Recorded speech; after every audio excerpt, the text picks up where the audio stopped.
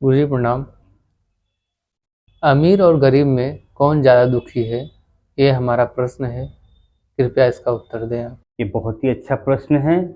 जिस साधक ने भी पूछा है उसे मैं धन्यवाद देना चाहूँगा कि गरीब ज़्यादा दुखी है कि अमीर ज़्यादा दुखी है।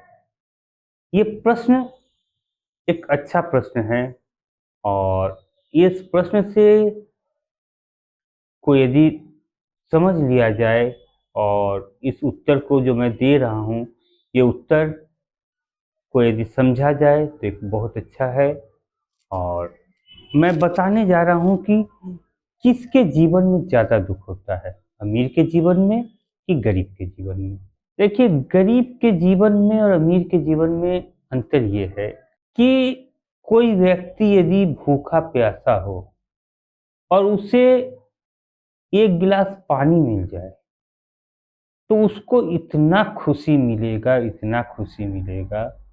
और उसे यदि एक ब्रेड का टुकड़ा मिल जाए, बहुत भूखा है वो, मान लीजिए वो 2 दिन से भूखा है, उसे एक ब्रेड का टुकड़ा मिल जाए और उसे वो बहुत ही, मान लीजिए किसी नदी का पानी या किसी ऐसे जगह का पानी, कोई बहुत साफ आरओ वाटर नहीं, कोई नॉर्मल वाटर भी उसको मिल जाए तो भी उसको इतनी प्रसन्नता और इतनी खुशी मिलेगी जितना शब्दों में बता पाना नामुमकिन है। उसी प्रकार कोई व्यक्ति यदि अपने जीवन में किसी छोटे छोटे वस्तुओं के लिए तड़पा है तो उसको खुशी बहुत ज्यादा बढ़ जाता है।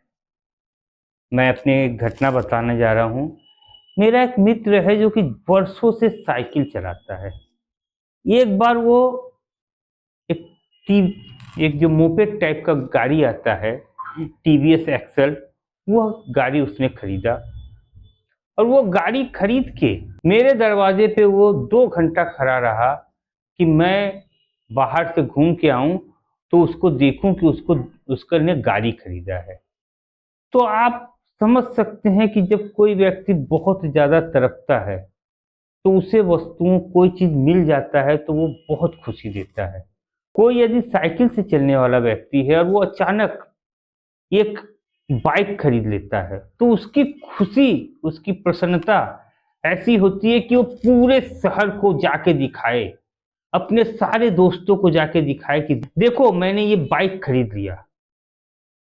तो उसके मन में बहुत खुशी आएगा। अब वही व्यक्ति यदि 2 महीने बाद एक और बाइक खरीद ले और उसके पास और पैसा आ जाए, 6 महीने बाद वो एक और बाइक खरीद ले और 1 साल बाद वो एक और बाइक खरीद ले।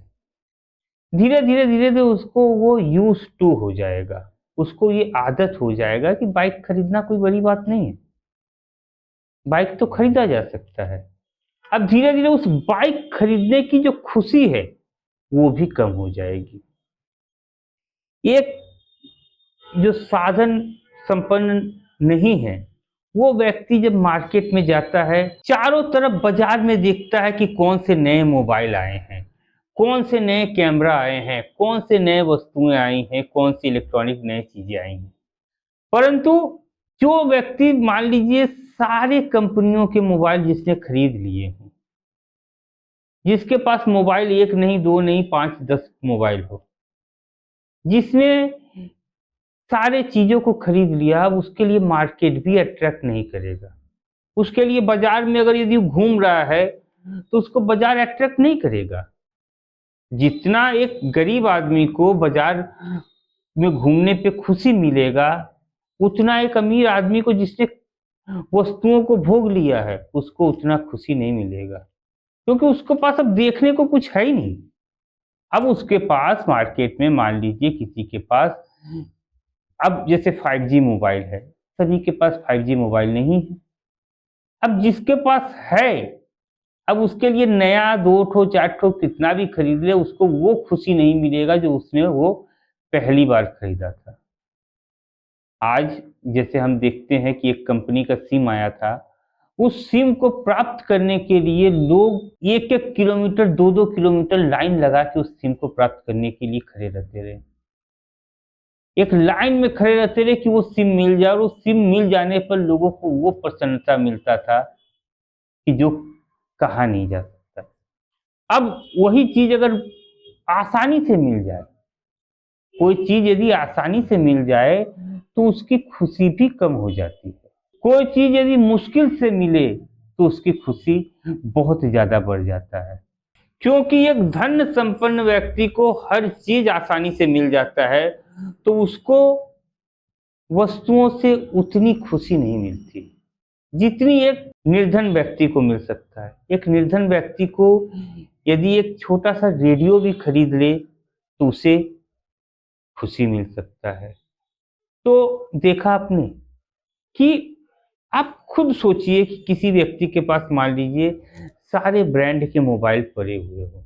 अब उसको मोबाइल का दुकान आकर्षित करेगा? उसको मोबाइल का दुकान क्यों आकर्षित करेगा? क्योंकि अब उसके पास स्वयं उसके पास इतना कुछ है कि उसको नयापन कुछ है ही नहीं।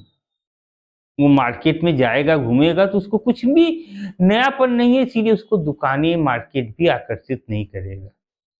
जो धन संपन्न है उसको मार्केट से आकर्षण भी धीरे-धीरे कम होने लगता है। यह तो एक तथ्य की बात है। दूसरी बात ये है कि धन संपन्न व्यक्ति जितना दुख और तकलीफ में भर सकता है, उतना एक निर्धन व्यक्ति नहीं भर सकता। मैं आज आपको एक उदाहरण बता रहा हूँ। मेरे घर के पास ही एक मकान है, और उस मकान के सामने एक नया भवन निर्माण हो रहा था। अब करोड़ों की लागत से वो भवन निर्माण हो रहा था, और उस भवन निर्माण होने के दौरान सड़क पे भवन निर्माण था।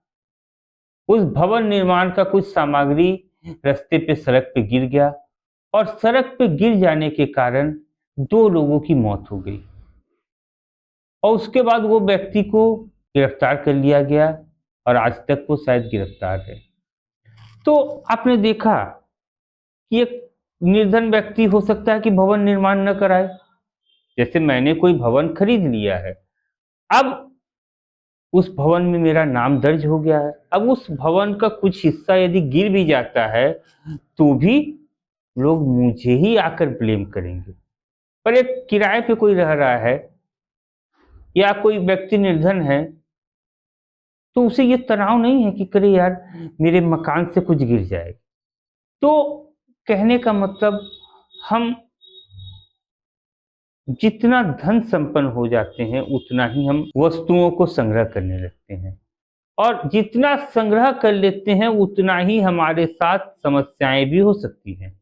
मान लीजिए मैं हर शहर में एक मकान है मेरा, और मकान में मेरा नाम दर्ज है, और किसी भी शहर के किसी भी जगह पे कोई भी मकान से कुछ भी एक मकान का हिस्सा गिर जाता है, तो पुलिस या वहां के लोग किस पर इल्जाम देंगे? क्योंकि मकान मालिक मैं हूं, तो इल्जाम मुझ पर ही देंगे, और जाहिर सी बात है, देना भी चाहिए। तो यानी मैंने एक संभावनाओं को द्वार खोला है कि हमारे ऊपर कुछ भी कहीं भी विपद आ सकता है। ऐसा नहीं है कि गरीब के ऊपर विपद नहीं आते हैं, पर अमीरों के पास तनाव और समस्याएं और ज़्यादा हो सकता है। इसलिए मेरा मानना है कि अपरिग्रह, अपरिग्रह यानी हम भोगे, परंतु हम आवश्यकता से अधिक क्यों भोगे? मान लीजिए मेरे पास भोगने के लिए एक मकान है, काफ़ी है।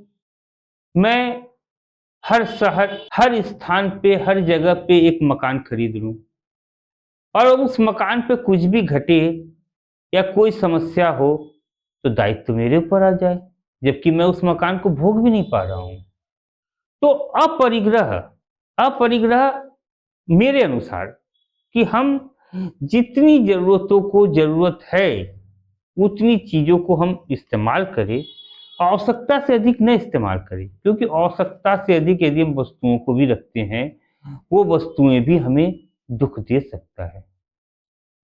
तो देखा आपने कि एक गरीब और एक अमीर में कितना अंतर है। गरीब जिसके पास साधन नहीं है, उसे तनाव भी कम हो सकता है, उसे जीवन का आकर्षण भी ज़्यादा हो सकता है। क्योंकि एक निर्धन व्यक्ति को जीवन के प्रति आकर्षण बना रहता है, क्योंकि उसने भी कुछ देखा नहीं है। मान लीजिए मैं एक बड़े ब्रांड का मोबाइल खरीदने का मेरा आकर्षण है कि मैं उस मोबाइल को खरीदूँगा। जैसे ही मैंने उसको खरीद लिया, वैसे ही मैंने जान लिया उसको, धीरे-धीरे उसका आकर्षण कम होने लगता है। मुझे एक सुपर बाइक चलाने की आकांक्षा है और जब तक मुझे नहीं मिल रहा है, तब तक मुझे ऐसा लगेगा कि ये सुपर बाइक यदि मुझे मिल जाए, तो मेरा जीवन धन्य-धन्य हो जाएगा। परंतु जैसे ही मैंने खरीदा, धीरे-धीरे आकर्षण खत्म हो जाता है। आप स्वयं देखेंगे कि आप जो भी मोबाइल इस्तेमाल कर रहे होंगे, जब आप पहले दिन उस मोबाइल को लाए थे, जो खुशी आपको दे रहा था, जो आकर्षण उस मोबाइल से हो रहा था, आज वो आकर्षण है? आज तो लगता है कि वो मोबाइल टूट भी जाए, गिर भी जाए तो कोई गम नहीं। क्यों? क्योंकि अब उसको भोग लिया गया है। जितना व्यक्ति भोग लेता है, उतना ही धीरे-धीरे उसके प्रति आकर्षण कम होने लगता है। तो देखिए, गरीबों को जीवन में भी दुःख है, अमीरों के जीवन में भी दुःख है। पर मेरे अनुसार एक अमीर व्यक्ति के जीवन में दुःख ज़्यादा है, क्योंकि अमीर व्यक्ति जीवन को कई आयामों से देख लेता है, जिसके कारण उसको जीवन के कई आकर्षण समाप्त होने लगते हैं। पर एक निर्धन व्यक्ति जो अभी देखा नहीं है, जो जाना नहीं है, उसे जीवन को जानने की आकर्षण बनी रहती है। क्योंकि जिसने अभी खरीदा ही नहीं, अभी जाना ही नहीं, मान लीजिए एक मूवी लगी हुई है थिएटर पे और सब लोग कह रहे बहुत अच्छी मूवी है, बहुत अच्छी मूवी है। और मेरे पास उस मूवी को देखने के लिए टिकट खरीदने का पैसा नहीं है। अब मैं बाहर जाता हूँ, रोज पोस्टर देखता हूँ, मुझे लगता है कि वो मूवी में न जाने कितनी 3 घंटे की मूवी देखकर मैं अति प्रसन्न हो जाऊँगा। पर मैं जिस दिन देख लेता हूँ, उसके बाद दोबारा उसी जगह से गुज़रूँगा, पर वहाँ का पोस्टर मुझे आकर्षण नहीं करेगा, क्योंकि अभी देख लिया मैंने। तो व्यक्ति जितना देखता जाता है, दुनिया को देखता जाता है, दुनिया की चीज़ों को भोग लेता है और सही तरीके से भोग लेता है, उसके अंदर उतनी ही आकर्षण खत्म होने लगती है। और जिसने अभी देखा नहीं, जिसने अभी जाना नहीं, उसके अंदर आकर्षण बनी रहती है।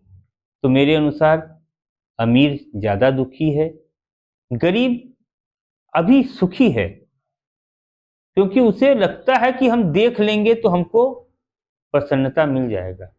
परंतु जिस दिन वो भी देख लेगा, वो भी जान लेगा, वो भी एक नया मोबाइल खरीद लेगा, एक सुपर बाइक खरीद लेगा, उसे भी ज्ञात हो जाएगा कि जीवन में निर्जीव पदार्थों में कोई रस नहीं है, कोई वस्तुओं में कोई रस नहीं है, रस स्वयं के अंदर है।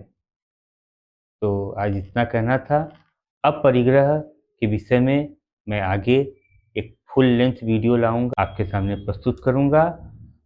इस वीडियो में यदि मेरे द्वारा कोई त्रुटि हुआ हो, तो कमेंट करिएगा और यदि इस वीडियो को आपने पूरा देख लिया है और लगता है कि इस वीडियो में मैंने जो कहा है, वो बातें दूसरे को जानने योग्य है, तो क्यों अपने तक रखें? उसे शेयर करने में क्या दिक्कत है? यदि लगता है कि बुरा कहा है मैंने, कुछ अच्छा उपयोगी नहीं कहा है, तो आप कमेंट करिए और यदि लगता है कि आपको मैंने जो कहा है, उसे दूसरे तक भी भेजना चाहिए, तो शेयर करिए और लाइक, सब्सक्राइब करना ये आपकी स्वेच्छा है। नमस्कार।